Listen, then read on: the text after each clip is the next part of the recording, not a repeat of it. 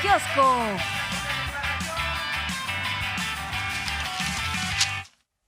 Bueno, pues vamos a entrarle a este tema electoral porque efectivamente el día de ayer, Emerson, querida audiencia, pues ya lo decíamos, se dio el banderazo de salida y cada uno, cada alianza, digamos, y cada partido desde su propia trinchera, pues estableció pues las líneas generales de lo que es el diagnóstico y el camino a seguir, ¿no? Así es, Azul, son tiempos de definiciones, como en algún momento también lo ha señalado el presidente, y pues obviamente, si se trata del tema electoral, pues no se han hecho esperar las reacciones tras los resultados del domingo en el Estado de México, pero también en Coahuila. Por ejemplo, también la oposición, la Alianza Va por México, ayer anunció que pues van juntos para el 2024, ¿no? Así es. Cuando pues por un lado hay señalamientos de que pues esta alianza ha acumulado más derrotas que triunfos, pues bueno, no importa, los personajes, en este caso Marco Cortés y Alito Moreno, dice: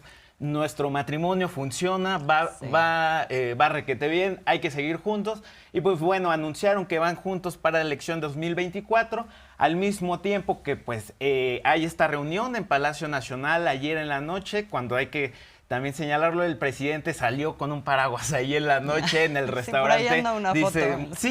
Sí, arriba de la librería Porrúa, ¿no? Se reunió con las corcholatas, pero también con la gobernadora, gobernadora electa, Delfina Gómez, y que desde luego, lo mencionábamos ayer, pues arropan a la gobernadora las figuras presidenciales, ¿no? Sí, fue un cierre de filas en realidad de todas las grandes figuras del partido. Si pensamos, estuvieron todos los gobernadores, me parece, y gobernadoras, con excepción del de San Luis Potosí, ahí arropando a la maestra Delfina Gómez. También estuvieron los aspirantes a ser candidatos presidenciales. Estuvo el secretario de Gobernación, Marcelo Ebrard, la doctora Claudia Sheinbaum y Adán Augusto. Bueno, ella. Adán, sí, ya lo había claro. dicho. Y hay que decirlo, va a haber, digamos, mucho ruido político. Así es. Es el banderazo de la carrera presidencial. El presidente lo entiende así, las corcholatas lo entienden así. La oposición dice que va junta. Movimiento Ciudadano, que tiene dos gobiernos estatales, Jalisco, Nuevo León, anuncian que van solos, que no van con la alianza, por lo menos es lo que ha dicho Dante Delgado el día de ayer. Y el presidente dice en la mañana: nada de dedazo, nada de imposición, nada de tapados ni destapados, ¿no? Sí. Un cambio en la lógica de la sucesión presidencial, de cómo se hacía con gobiernos anteriores. Y creo que esto, pues desde luego, ante la exigencia y para calmar los ánimos, incluso menciona a Ricardo Monreal, hoy el presidente, que fue uno de los asistentes ayer a esta cena que él invitó, pero que ellos pagaron, como bien señaló. Todos pagaron. Y bueno, creo que es un mensaje, desde luego, para candidatos o aspirantes a la candidatura de Morena, tanto Marcelo Ebrard, por ejemplo, que dicen no hay piso parejo. Trae un tema ahí con las encuestas. Según hoy, presentaría una propuesta sobre estas encuestas para elegir al candidato. Monreal también ha expresado su inconformidad sobre el proceso, pero creo que el mensaje es claro de unidad y que, bueno, calmar los ánimos, desde luego, de cara al 24. Sí, creo que cada partido hace sus propias reflexiones sobre las lecciones que dejan estas dos elecciones en Coahuila y en el Estado de México, particularmente, diría yo, en el Estado de México, porque de pronto se intenta comparar como si estuviera parejo el marcador, ¿no? O sea, ganamos Coahuila y ustedes ganan. Y pues no, o sea, la verdad es que el Estado de México representa totalmente otra cosa en términos de su expresión y su reflejo en las elecciones de 2024, nada más por población, nada más por recursos, en fin.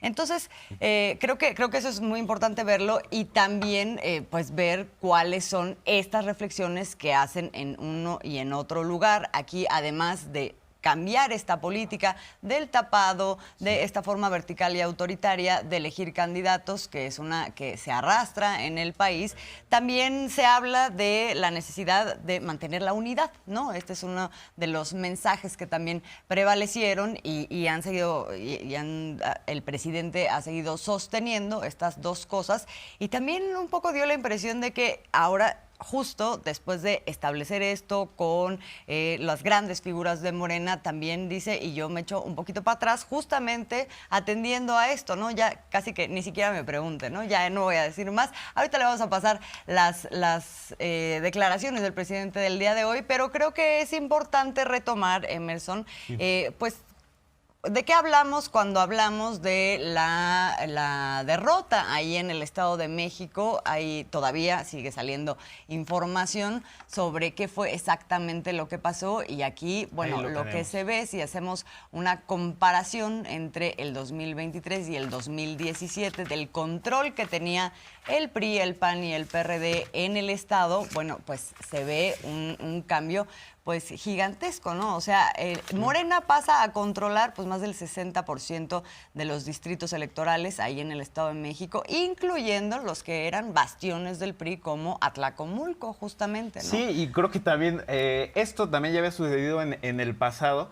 Y que la nota creo que, no sé si la trae la jornada, pero un poco es Atlacomulco y Cuautitlán Izcalli, las gana Delfina, ¿no? Es decir, la cuna del priismo, pues es también respaldan a la maestra Delfina. Ahí vemos el mapa de 2017 a 2023, cómo ha evolucionado la votación en este estado. Y pues bueno, también hoy incluso el mismo Reforma lo trae en la primera plana a nivel nacional. ¿Sí? O sea, trae una foto como esta gráfica que vemos sobre el Estado de México, como tan solo en 5 años ha evolucionado la votación. También lo trae Reforma, pero a nivel nacional, y ahí lo vemos como 57.3% de la población era gobernada por el PRI en 2012, mientras que ahora en 2023 estamos hablando del 3.8%.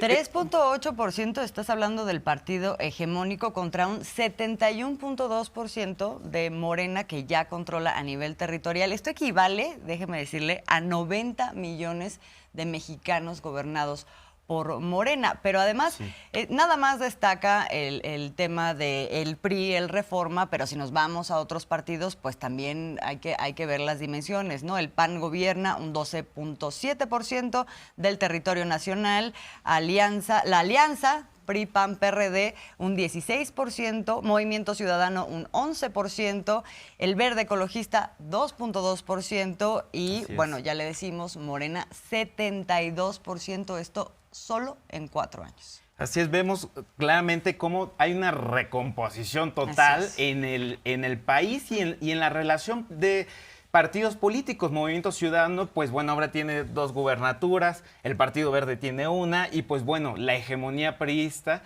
Hay quienes dicen que en el 2000, tras la alternancia, pues esperaban la debacle del priismo, pero pues siguió dando señales de vida, incluso ganó gubernaturas importantes previo a la llegada de Enrique Peña Nieto en el 2012. Hay que señalar que, por ejemplo, en esa época Beatriz Paredes fue la presidenta del PRI, fue, digamos que, la encargada de recuperar el priismo en el país para la llegada de Enrique Peña Nieto en el 2012.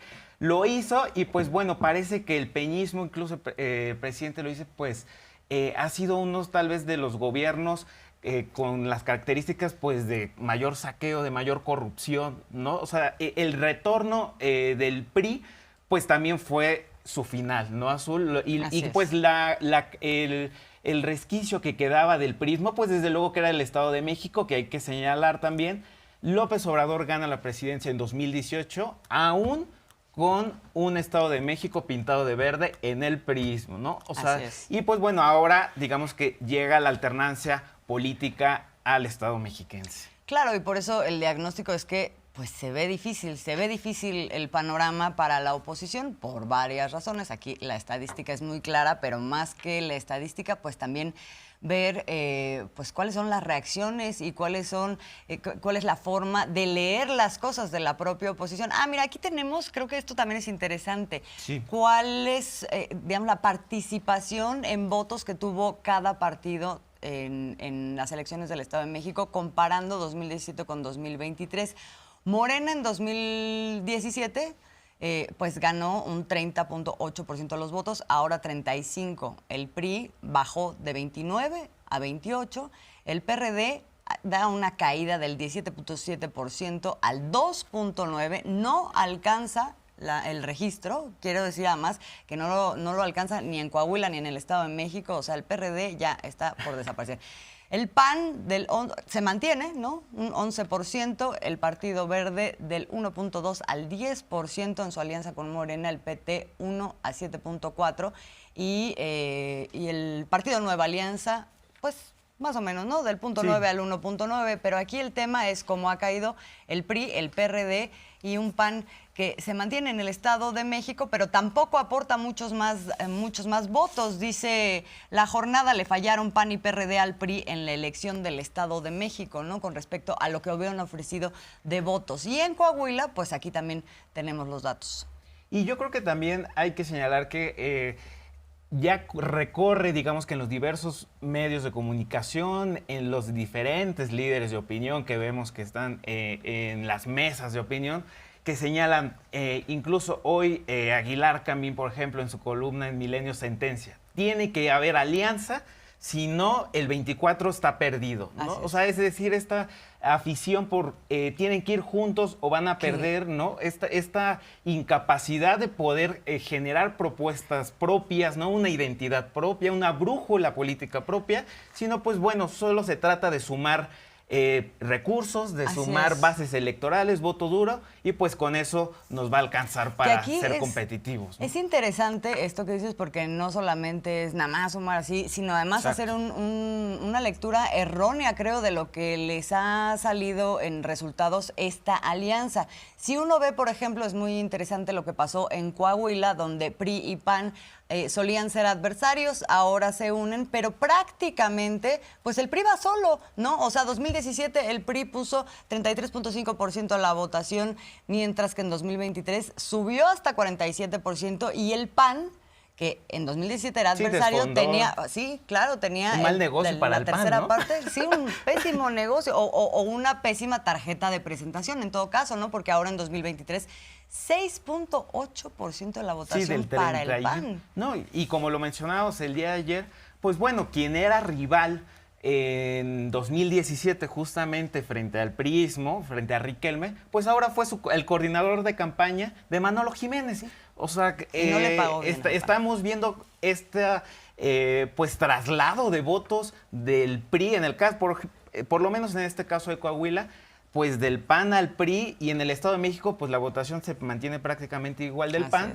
pero pues bueno, creo que desde luego una candidatura pues no se improvisa, ¿no? Las propuestas no se improvisan y ahora pues recorren dos fantasmas, ¿no? Por un lado, abonar a la narrativa de la elección de Estado. Así ¿no? es. Por un lado. Y por el otro, que pues habrá fraude para el 24 y que pues lo que vimos en el Estado de México, pues es una especie de experimento para hacerse de la presidencia del gobierno en 2024. Sí. O sea, del duelo pasan a la negación completa. A la negación completa, porque, bueno, ahora ya quieren empezar a establecer culpables de lo que muy seguramente va a ocurrir en 2024, pero además, dentro de esta asignación de culpabilidades, también se dan una exhibición tremenda, porque lo otro es culpar al gobernador de no haber metido las manos. De esto habló hoy el presidente, pero vamos a ver más o menos qué fue lo que dijeron los liderazgos de esta alianza opositora, que como ya le decimos ayer, reiteran que van juntos para el 2024,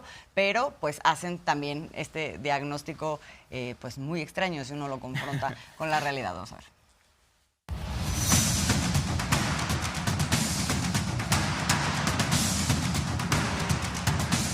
Lo que sí tenemos que señalar, amigas y amigos de los medios de comunicación, es que el resultado de la elección del Estado de México es producto fraudulento de una operación de Estado.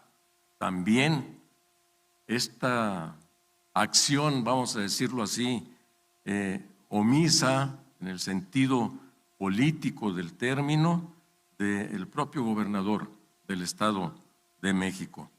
La percepción que se quedó, que se fue asentando y que fue producto de versiones que se empezaron a dar también desde hace varios meses, de que estaba entregada la plaza de antemano y que allí ya había un arreglo, pues esa finalmente llevó a que se influyera, primero afuera en la ciudadanía, luego junto con ello también hasta en su propio partido, en cuadros militantes que nos lo dijeron en diversos momentos durante los meses pasados, que pues todo parecía indicar que ya estaba entregada la plaza, quién sabe por qué, a cambio de qué embajada.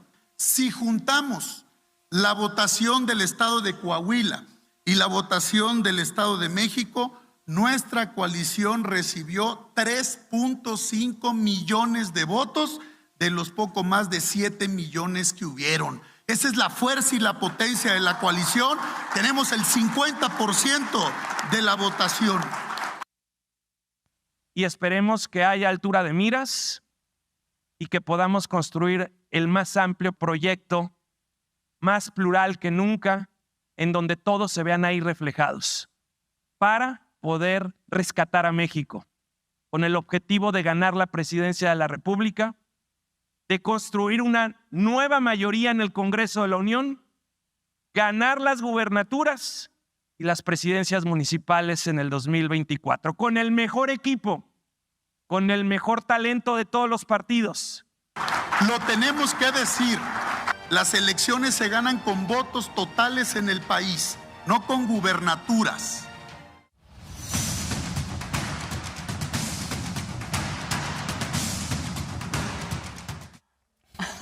Es que las cuentas alegres. Es que, bueno, al escuchar al dirigente Alejandro Moreno, pues bueno, dice, si sumamos las del Estado, los votos del Estado de México con los de Coahuila, sumamos X cantidad de votos, pues si quiere que tomo en cuenta los de 2012 de Peña Nieto, ¿no? O sea, oscilan en una realidad paralela en la negación. Paralela. Y algo que me llama mucho la atención es hasta el lenguaje, hay que decirlo, pues como hasta mafioso, Azul. O sea, De cártel.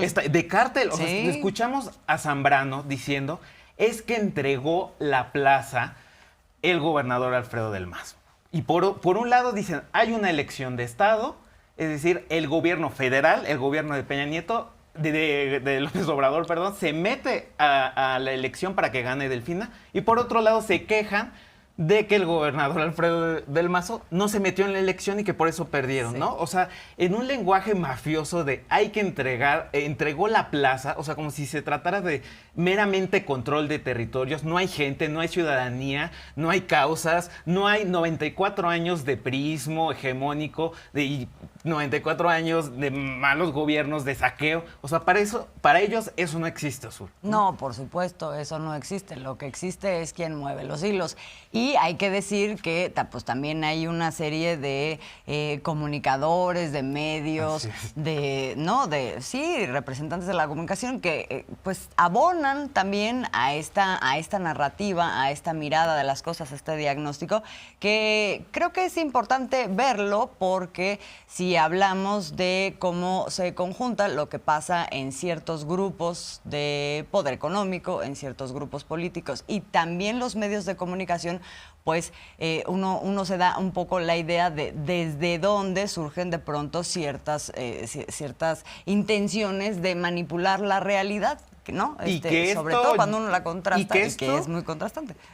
Totalmente, y que esto ya ha sucedido. Hay que recordar en 2021, cuando en la elección intermedia, cuando estaban en juego el Congreso de la Unión, es decir, bueno, la Cámara de Diputados, no el Congreso de la Unión, esta narrativa, esta manipulación de que, bueno, es que hay que salir a votar masivamente porque hay que quitar la mayoría al presidente López Obrador, porque va a acabar con la democracia, es un autoritarismo, es un dictador, somos Venezuela, se va a dictar. Claro, es que ¿no? eso, ¿no? O sea, porque es legítimo decir hay que salir a Claro. votar masivamente. Bueno, pues de eso se trata la democracia, pero ¿con qué lo acompañas? Pues también pues uno tendría que ir desmenuzando ahí la cosa. Oíamos a Marco Cortés decir que 90 millones de mexicanos tienen que ser rescatados, ¿no? O sea, es de verdad un desprecio, digamos, por lo que piensa la población y por cómo han venido viviendo, pues, dando respuesta a lo que han sido gobiernos, pues, muy fallidos, ¿no? Que Sí. de alguna manera han traicionado a la población. Y que bueno, esta narrativa en el 21 de que iba a terminarse la democracia, pues bueno, como resultado de esa votación de esos diputados que iban a salvar la democracia, pues llegó Alito Moreno, ¿no? Llegó Carolina Vigiano, llegó el esposo Moreira. O sea, estamos hablando de las mismas prácticas, o sea, de una entreceguera y negación absoluta de la oposición, y que esta narrativa, desde luego, se ejecuta y se despliega con los brazos mediáticos de comentaristas y políticos. Vamos a ver lo que dijo Aguilar Camín sobre esta supuesta elección de Estado en el Estado de México. Sirve para lo que sirve. Sí. Sí. Para administrar la elección, para contar los votos, Sí. para organizarla con los ciudadanos. Sí. No sirve para evitar lo que hemos venido viendo y vimos este domingo, Sí. que es una elección de Estado.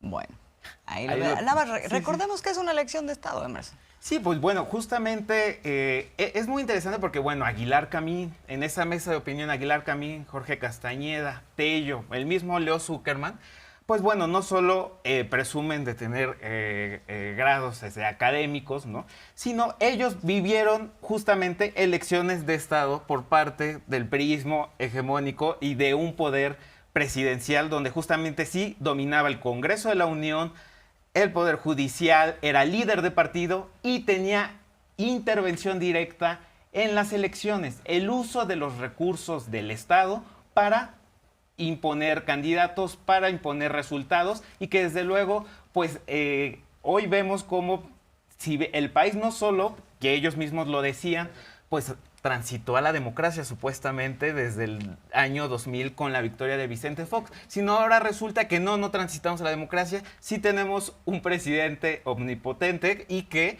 puede desplegar una elección de Estado, es decir, hacer uso de los recursos de la Federación de manera ilegal, de manera ilícita. Para comprar votos. Para comprar votos y pues, para darle ventaja a un candidato cuando pues vemos a todas luces. Que era un sistema, era un modelo, es una maquinaria electoral que no solamente existió, siguió existiendo por mucho tiempo en esta simulada democracia que por mucho tiempo nos recetaron también, ¿no? Diciendo que ya habíamos transitado a la modernidad democrática y no era cierto.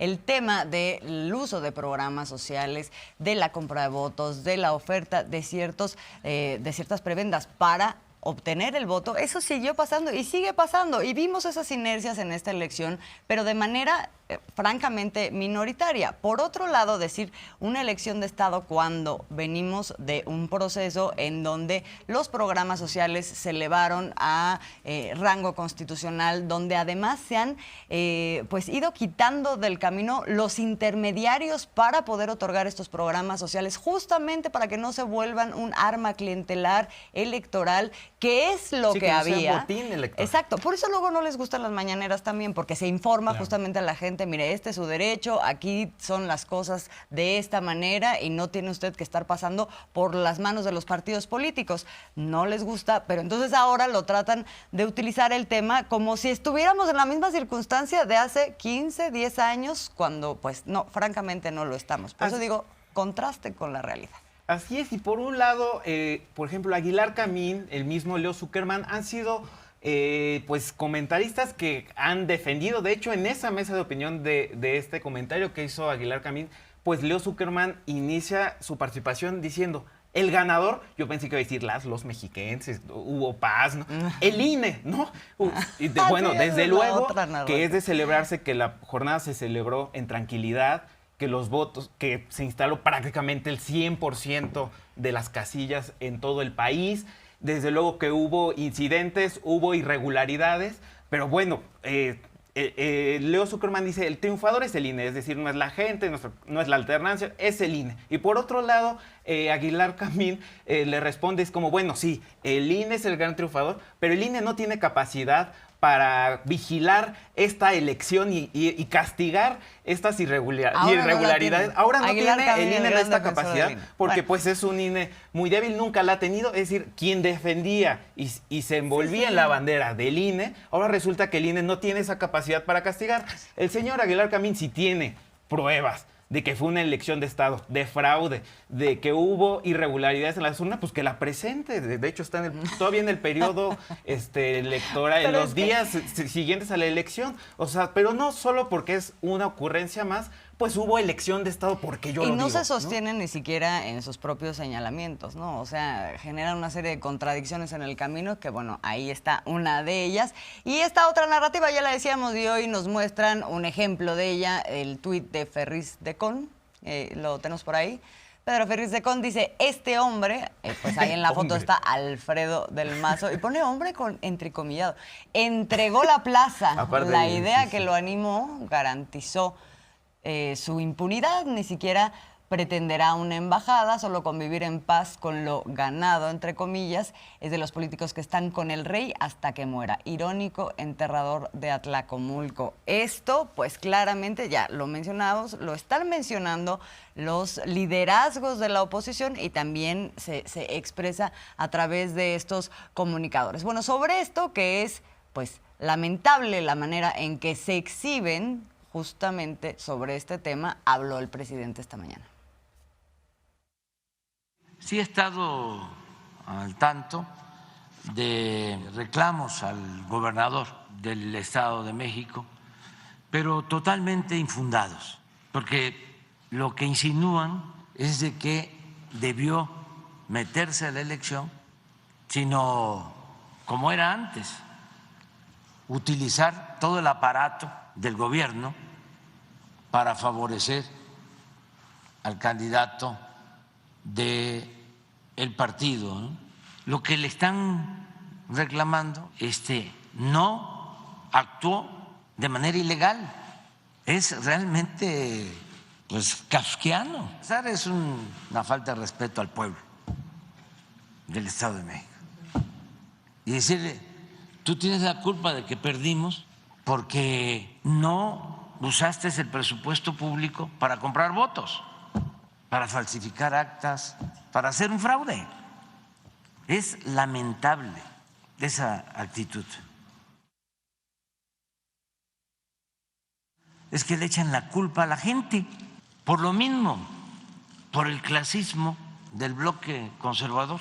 Entonces la gente está mal porque votó por un cambio. La culpa es la gente que se deja manipular. Si a esas vamos, ¿quiénes son los campeones de la manipulación? Andan enojadísimos, ¿no? Pueden ser muy ignorantes y muy clasistas y muy racistas, con doctorado o postdoctorado.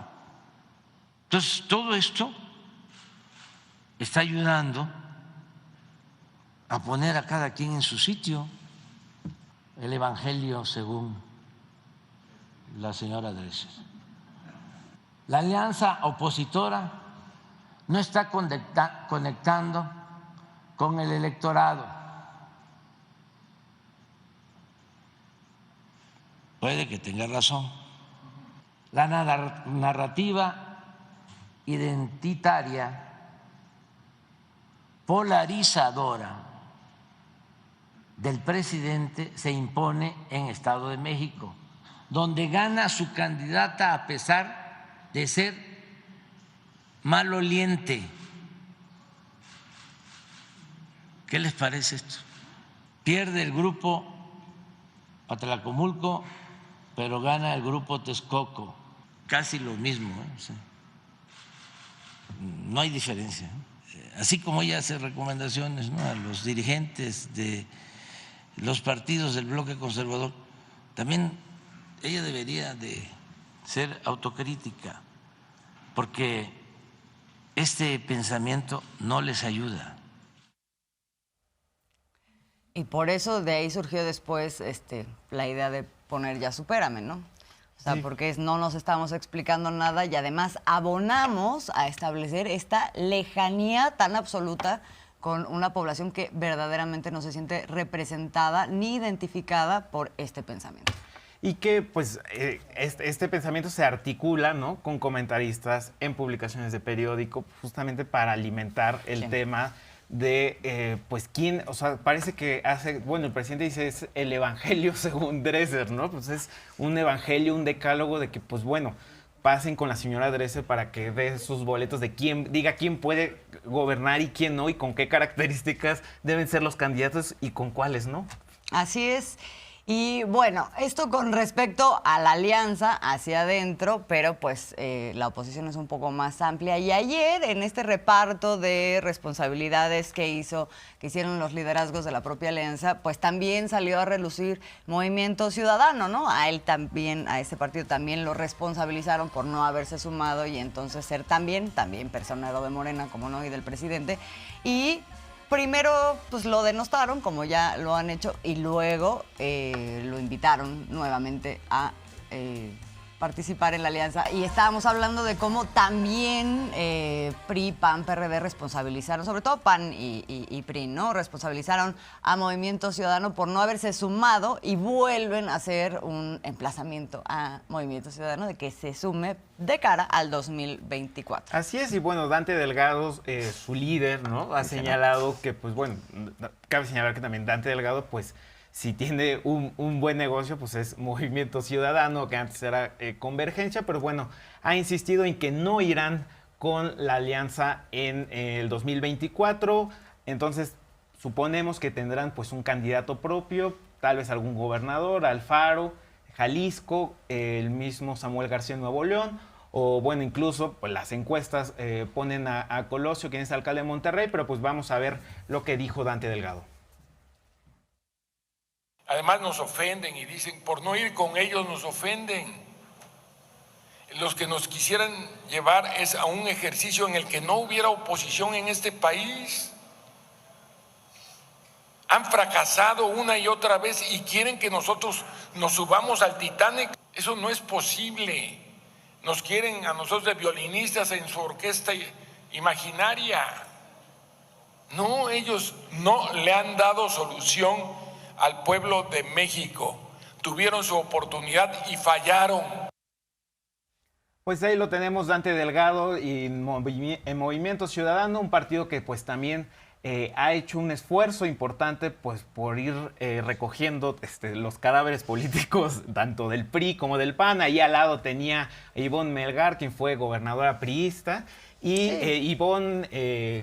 no es Melgar, me estoy equivocando. O sí es Melgar. Pero bueno, fue gobernadora priista y pues bueno, así tiene diversos cuadros Movimiento Ciudadano sobre sobre quién puede ser el candidato en el 2024. Dicen que van solos de momento Dante Delgado. Dicen que van solos. Y no, bueno, no solamente han ido recuperando así, o sea, se han querido, la verdad es que promover como una alternativa, una visión diferente de proyecto político, etcétera. Y bueno, si uno ve el Congreso, pues realmente han fungido como un brazo más de la alianza opositora, ¿no? O sea, prácticamente es desde el cómo no. No. Y por otro lado, no pues, queremos nada. Y por otro lado, Marco Cortés pues señala que no van a recibir ninguna corcholata de Morena. En ese sentido, se entiende que ni Marcelo Ebrard ni Ricardo Monreal, quienes serían los dos perfiles que se especulaba mucho que podrían ir de candidatos al no conseguir la candidatura de Morena, podrían irse a la oposición. Pues bueno, Marco Cortés dice que no se las darán a ninguna corcholata morenista, ¿no? Que no van a recoger retacería, ¿no? Pero, o sea, la retacería como que diciéndole... ni se les acerquen, como si estuviera muy concurrida. Los que no queda tan claro es si Movimiento Ciudadano de pronto parece por momentos que hay coquetería de Movimiento Ciudadano hacia los aspirantes, algún par de aspirantes de Morena que, bueno, nunca han confirmado tampoco que se van con Movimiento Ciudadano, pero bueno, ahí está, ¿no? Hay vínculos, ahí exactos, sí. Sobre todo de ciertas corcholatas, sí. Pues habrá que ver. Bueno, y hablando de Morena, ahora sí vamos con lo que dijo el presidente el día de hoy sobre la reunión que tuvieron ayer para arropar, para celebrar el triunfo de la maestra Delfina Gómez y también para, pues, ratificar la unidad al interior del partido. Sí, bueno, nos reunimos. No puedo hablar mucho de eso, por eso los invité a cenar, aunque pagamos todos, para hacerlo después de las 8 de la noche. Y no aquí, tiene un restaurante cerca, en el Templo Mayor, en un café restaurante de la librería Porrúa. Nos reunimos para pues felicitar a la maestra Delfina y nos reunimos también para mantener la unidad, que no haya divisiones. Vamos muy bien, estamos bien y de buenas, pero pues ya no puedo hablar más sobre el tema. Asistieron todos, faltó nada más por enfermedad el de San Luis Potosí. Estuvieron también dirigentes de Morena, presidente del Consejo, Alfonso Durazo, que al mismo tiempo es gobernador de Sonora, el presidente del partido, la secretaria, Ricardo Monreal, Marcelo Ebrard, Adán Augusto López Hernández y Claudia Sheinbaum. Hablamos en general de mantenernos unidos.